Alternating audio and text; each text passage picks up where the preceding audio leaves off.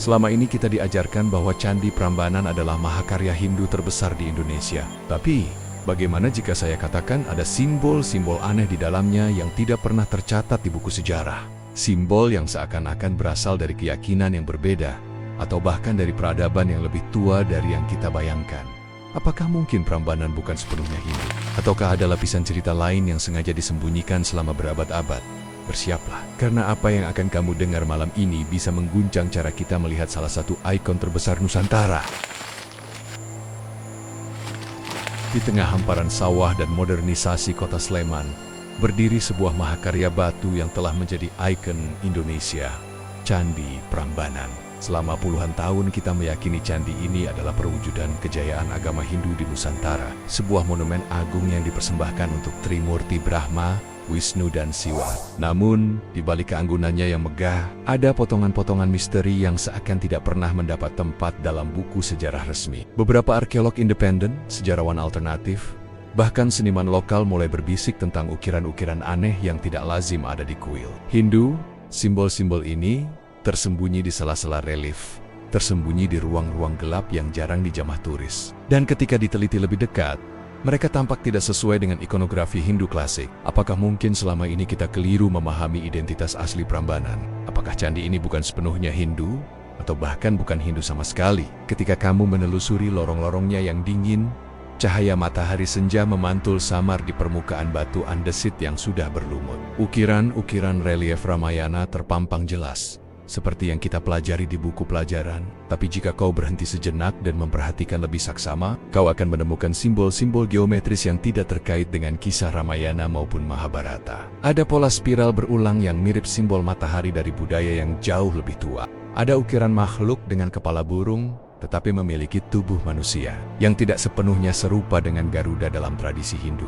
Di salah satu sudut, ditemukan pahatan berbentuk lingkaran konsentris yang mirip peta langit, lengkap dengan titik-titik yang jika ditelusuri justru mengikuti pola bintang di rasi Orion. Para peneliti resmi jarang menyinggungnya, seringkali hanya menyebutnya ornamen dekoratif. Tetapi apakah mungkin di balik ukiran itu ada sesuatu yang sengaja disembunyikan? Beberapa tahun lalu, seorang peneliti muda dari Yogyakarta mencoba memetakan ulang seluruh relief Candi Prambanan menggunakan teknik fotografi 3D dan pencahayaan khusus. Hasilnya mengejutkan. Di beberapa panel relief yang sebelumnya tampak polos, ternyata terdapat ukiran samar berbentuk lingkaran dengan 8 arah, seperti kompas kuno. Bahkan ditemukan pahatan yang jika diinterpretasikan ulang menyerupai lambang-lambang yang biasa ditemukan di situs-situs megalitik jauh sebelum masa Hindu-Buddha. Penemuan ini memunculkan pertanyaan lebih besar.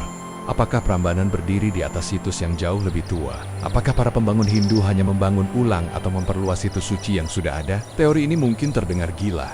Tetapi ingatlah bagaimana Candi Sambisari dan situs-situs lain pernah terkubur dan ditemukan lagi. Mengungkap lapisan-lapisan sejarah yang tidak pernah kita bayangkan sebelumnya. Lebih mengejutkan lagi, ketika dilakukan penelitian lebih dalam terhadap fondasi Prambanan, ditemukan pola bata yang berbeda dengan konstruksi utama. Bata-bata itu lebih kecil, lebih tua, dan menggunakan teknik susun yang berbeda mirip dengan teknik yang ditemukan di situs-situs megalitik di Sumatera dan Sulawesi. Ini menguatkan teori bahwa lokasi Prambanan sudah dianggap suci jauh sebelum agama Hindu dikenal di Jawa, dan ketika proses restorasi besar-besaran dilakukan pada abad ke-20, banyak batu yang dipindahkan dan disusun ulang, sehingga tidak semua detail asli bisa dipastikan lagi posisinya. Beberapa batu bertanda ukiran aneh disimpan di gudang-gudang arkeologi dan tidak pernah dipamerkan. Beberapa peneliti luar negeri yang pernah melihatnya bahkan menyebut bahwa beberapa ukiran menyerupai simbol-simbol Proto-Melayu yang biasanya ditemukan pada kapak perunggu atau nekara dongson. Namun, apa yang membuatnya kontroversial adalah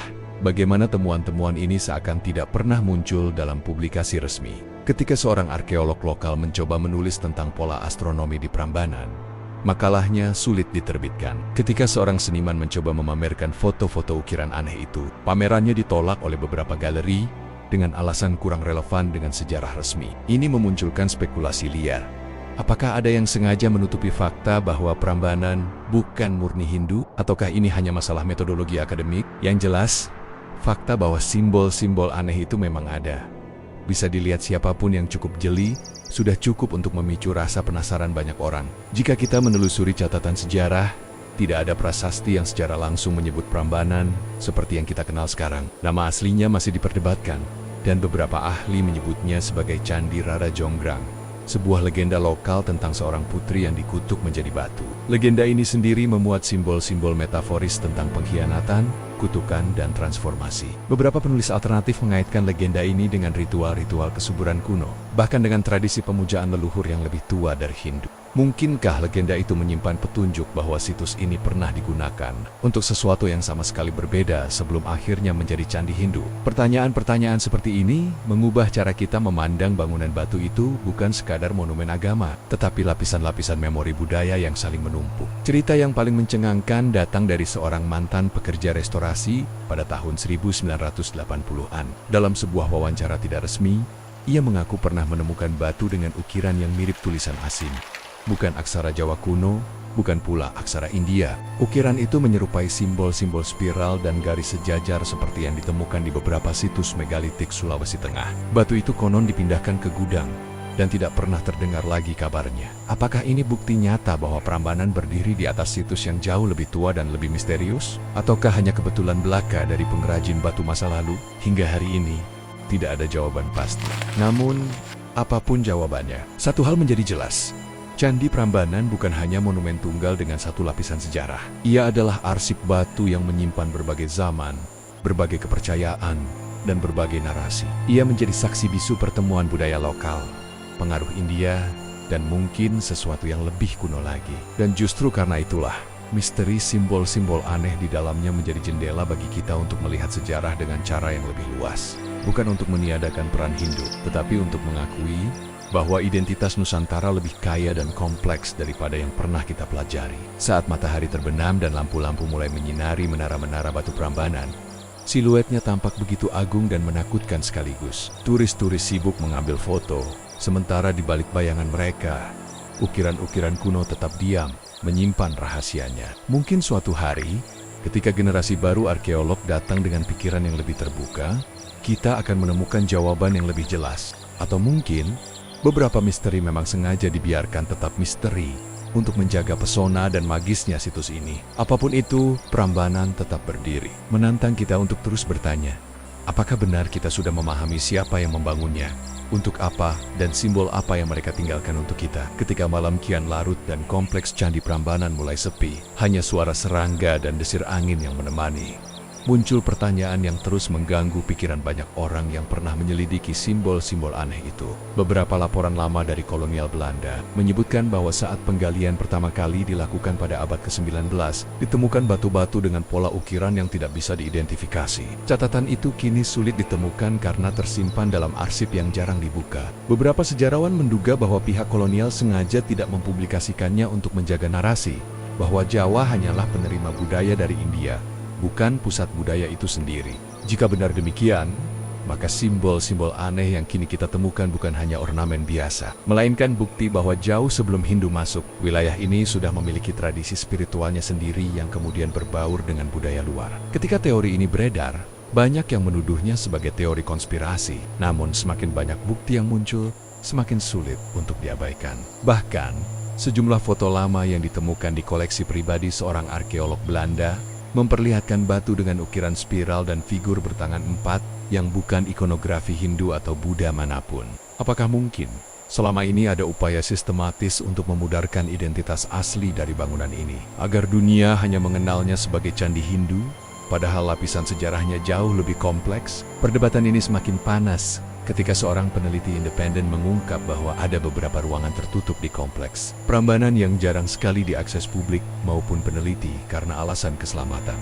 Ruangan-ruangan itu berada di dasar beberapa candi berwara. Konon ditemukan saat restorasi besar-besaran, namun kemudian ditutup kembali karena struktur tanahnya rapuh. Dalam salah satu wawancara, peneliti itu mengatakan bahwa ia pernah melihat sekilas pahatan-pahatan yang lebih mirip simbol-simbol megalitik dari zaman prasejarah dibanding ikonografi Hindu. Jika benar ruangan-ruangan itu menyimpan bukti adanya kebudayaan yang lebih tua, maka dunia arkeologi Indonesia berada di ambang penemuan besar yang bisa mengguncang pemahaman kita tentang masa lalu. Namun sayangnya, banyak dari bukti tersebut kini tersimpan di gudang-gudang tertutup milik instansi tertentu, dan aksesnya sangat terbatas. Mengkeldagen mungkin karena takut menimbulkan kontroversi atau karena belum ada penelitian yang cukup matang untuk memaparkannya ke publik. Tetapi bagi mereka yang percaya bahwa kebenaran harus disampaikan, fakta bahwa simbol-simbol itu benar-benar ada sudah cukup untuk menggoyahkan keyakinan yang selama ini kita pegang.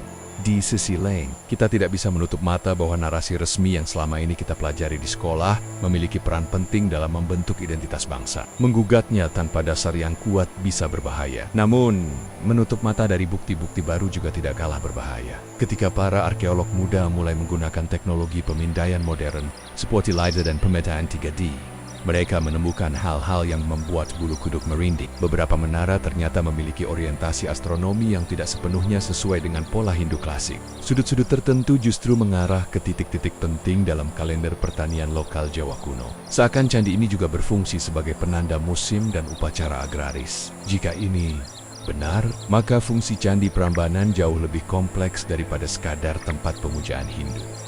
Ia mungkin adalah pusat pengetahuan yang memadukan spiritualitas lokal dengan pengaruh luar. Sebuah perpaduan yang sengaja disederhanakan dalam buku-buku sejarah agar mudah dipahami. Dan kini, perlahan-lahan, lapisan-lapisan kebenaran itu mulai terkuak. Saat kamu berdiri di hadapan candi utama pada malam hari, dengan bulan purnama memantulkan cahaya pucatnya ke dinding batu yang berusia lebih dari 1000 tahun, kamu akan merasakan sesuatu yang sulit dijelaskan. Ada aura yang berbeda, seperti bisikan masa lalu yang mencoba mengingatkan bahwa sejarah tidak sesederhana yang kita kira. Simbol-simbol aneh yang tertanam di dinding itu menjadi semacam pesan tersembunyi yang hanya bisa dibaca oleh mereka yang mau mencari lebih dalam. Apakah para leluhur kita sengaja menyembunyikan makna itu agar hanya ditemukan pada saat yang tepat? Atau apakah kita saja yang selama ini terlalu malas untuk mempertanyakan kebenaran yang sudah dianggap mutlak? Pertanyaan-pertanyaan itu membuat Prambanan bukan hanya destinasi wisata, tetapi juga misteri hidup yang terus memanggil kita untuk menelusuri jejaknya lebih jauh.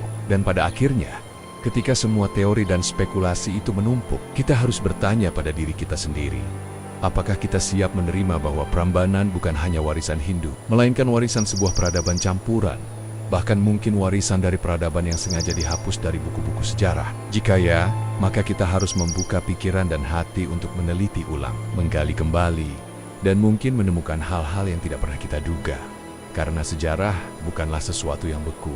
Ia hidup, ia bernapas, dan ia terus berubah seiring penemuan baru. Prambanan berdiri sebagai saksi dari semua itu, dan mungkin suatu hari nanti, simbol-simbol aneh itu akan mengungkapkan rahasianya secara penuh kepada kita semua. Namun, setiap kali misteri itu diangkat, selalu muncul tembok besar berupa birokrasi dan kepentingan. Ada arkeolog senior yang secara pribadi mengakui bahwa beberapa artefak yang ditemukan di sekitar Prambanan tidak cocok dengan kronologi Hindu abad ke-9. Tetapi dalam forum resmi mereka memilih diam. Mereka takut karirnya hancur, takut dicap sebagai pencetus teori liar, atau bahkan takut memicu kontroversi yang bisa berdampak politik. Seorang mantan petugas pemugaran bahkan pernah bercerita dalam sebuah pertemuan kecil bahwa pada masa awal pemugaran besar-besaran di era 1930-an, sejumlah batu dengan ukiran non-Hindu dikumpulkan dan diam-diam dipindahkan ke gudang belakang karena dianggap tidak relevan dengan narasi yang ingin ditonjolkan pemerintah kolonial. Bayangkan, jejak asli sejarah kita mungkin sedang berdebu di sudut gelap yang tak pernah terjamah. Sementara di buku pelajaran anak-anak, Prambanan hanya disebut sebagai candi Hindu terbesar di Indonesia. Narasi itu nyaman, rapi, dan tidak menimbulkan kegelisahan. Tetapi apakah kebenaran sejarah seharusnya selalu nyaman dan rapi? Sementara itu, para peneliti independen yang berani menyuarakan kejanggalan ini mulai mendapat tempatnya sendiri di platform digital. Mereka mengunggah foto detail pahatan aneh yang tidak sesuai pola Hindu klasik, seperti bentuk manusia dengan kepala menyerupai burung, atau simbol spiral berlapis yang lebih mirip pola kosmologi Austronesia tua. Komunitas sejarah alternatif menyambutnya dengan antusias, tapi kalangan akademisi arus utama justru menganggapnya sensasi belaka. Mereka lupa bahwa banyak penemuan besar dalam sejarah lahir dari orang-orang yang awalnya dianggap pengacau. Apakah kita akan mengulang kesalahan masa lalu ketika kita mengabaikan suara-suara minoritas yang justru memegang kunci misteri?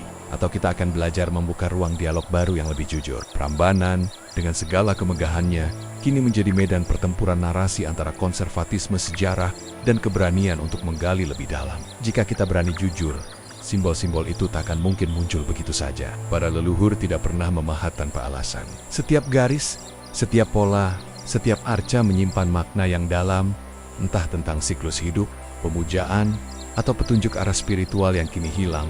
Beberapa ahli simbol bahkan mencoba membandingkan ukiran-ukiran itu dengan artefak prasejarah di Sulawesi, Maluku, dan Papua, dan menemukan pola serupa. Bagaimana mungkin pola yang sama muncul ribuan kilometer jauhnya? Kecuali jika ada satu jaringan kebudayaan kuno yang menyebar jauh sebelum kita mengenal catatan sejarah tertulis. Pertanyaan ini membawa kita pada hipotesis yang lebih gila lagi.